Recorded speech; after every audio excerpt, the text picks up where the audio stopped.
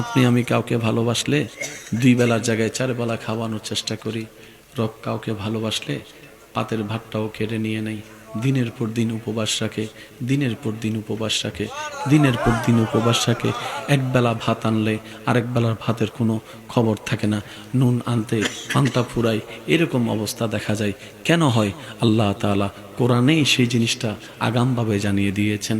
আল্লাহ পাক রব্বুল আলামিন বলেছেন, আমি আমার বান্দাদেরকে পরীক্ষা করতেই থাকব, ভয় দিয়ে, সম্পদ নষ্ট দিয়ে, অভাব দিয়ে, বিভিন্নভাবে আমি পরীক্ষা করতে থাকব। কেন? এই দুনিয়া শেষ হবে, আখিরাত শেষ হবে না। এই দুনিয়ার শেষ আছে, জান্নাতের শেষ নাই। যারা আমি রবের হবে তাদেরকে আমি ক্ষণস্থায়ী দুনিয়া দিব না, চিরস্থায়ী জান্নাত দান করে দেব, চিরস্থায়ী জান্নাত দান করব।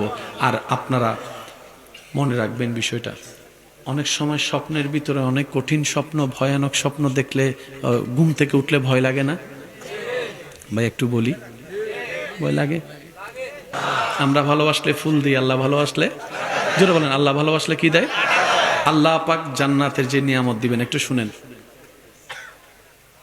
দুনিয়ার জমিনে ঘুমন্ত অবস্থায় স্বপ্ন দেখলে যেমন স্বপ্নটা বাস্তব মনে হয়, চোখ খুললে যেরকম এটা মনে হয় যে না আমি তো স্বপ্নে দেখেছি, মৃত্যুর পরে, কবরে যাওয়ার পর যেই মুহূর্তে আপনার আমার সর্বপ্রথম চোখ খুলবে কবরে, তখন এই দুনিয়ার 60, 70, 50 বছরের জীবনটা একটা স্বপ্নের মতো লাগবে।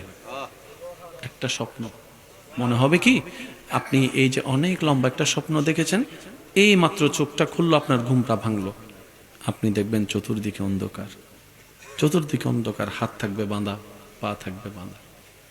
কবরের প্রথম যখন চোখ খোলা হবে, তখন আপনার আমার অনুভব হবে আমি এতক্ষণ সঘুমের মধ্যে ছিলাম, স্বপ্নের জগতে।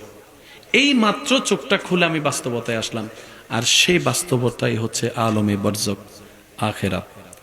আলমে বরজক, আখেরাত। মনে রাখবেন ভাইয়েরা, দুনিয়াদারি আল্লাহ করতে নিষেধ করে নাই। আল্লাহ কাউকে ব্যবসা করতে নিষেধ করে নাই, চাকরি করতে নিষেধ করে নাই, পরিবার করতে নিষেধ করে নাই।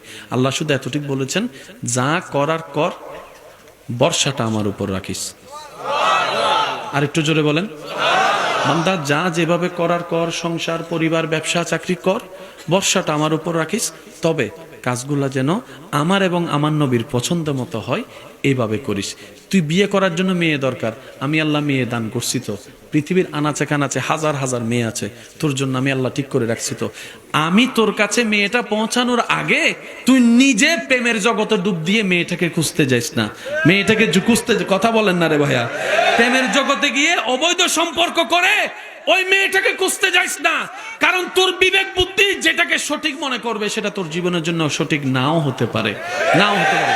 বান্দারে, তোর বিয়ে করার দরকার, আমি জানি তো। আমি আল্লাহর হুকুমের একটু অপেক্ষা কর, আমি আল্লাহর হুকুমের একটু অপেক্ষা কর, আমি আল্লাহ দিব তো। এই দেওয়ার অপেক্ষায় যারা করে তারা পবিত্র সঙ্গী পায়, যারা নিজেদেরকে পবিত্র রাখতে পারে। আর একটু জোরে বলেন না। আমরা সবাই গোল্ডেন A+ পেতে চাই, বলেন বলেন। যুবকরা একটু আওয়াজ দেন, আমরা সবাই কি পেতে চাই? একটা সময় A+ পাইলে খুশি হয়ে যেত, যখন থেকে গোল্ডেন A+ আসছে তখন থেকে A গ্রেড পাইলেও মানুষ কিতাব হয়েছে। ঠিক বলেন না? ঠিক। আমি যে কথা বলছি মাইকের আওয়াজ যদ্দূর যাচ্ছে একটু খেয়াল করে শুনবেন। আমরা কি সফলতা মনে করি, আসলে সফলতা কোথায়? আমরা যে কত বোকা, খেয়াল করেন। SSC পরীক্ষায় যে গোল্ডেন A+ পাইছে সে কি ব্যর্থ না সফল? বলেন। সে ছেলেটাই আবার ইন্টারে গিয়ে B পাইছে, সফল না ব্যর্থ? আবার সেই ছেলেটা কোনো না কোনো ভাবে গিয়ে জীবনের মধ্যে বড় ব্যবসায়ী হয়ে গেছে। বলেন বলেন বলেন, আরো জোরে বলেন। পড়ালেখায় তেমন ভালো না, এমন ব্যবসায়ী হয়েছেন, বড় বড় কোম্পানির মালিক, এখন তার আন্ডারে চাকরি করে সব গোল্ডেন A+ ওয়ালারা তারে দেখা। এবার বলেন, সফল কে আর ব্যর্থ কে? সফল কে আর ব্যর্থ কে? ফেল যে করছে সে এখন কোটি টাকার মালিক।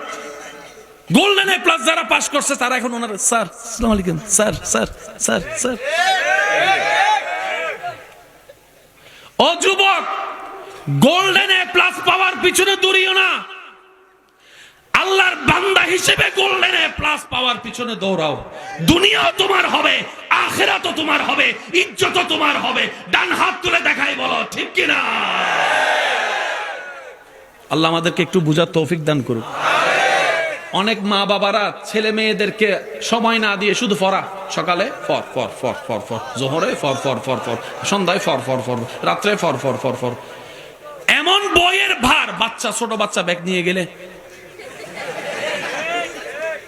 যুবকরা কথা বলছে না যে অবাস্তব, বলেন অবাস্তব। লাভ কি হচ্ছে?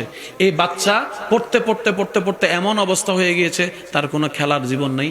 ও বড় হলে তার অতীতের কোনো স্মৃতি থাকবে না। কারণ কি? সারাটা জীবন শুধু পড়ছে আর পড়ছে।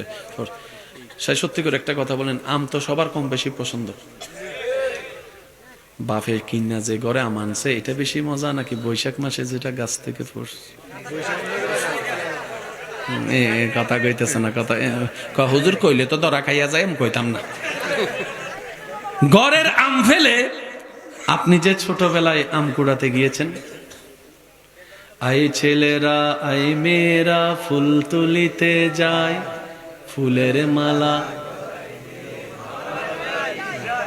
আম কুড়াতে সুখ আছেন একটা লাইন। ওই জিনিসটা আর পাবেন?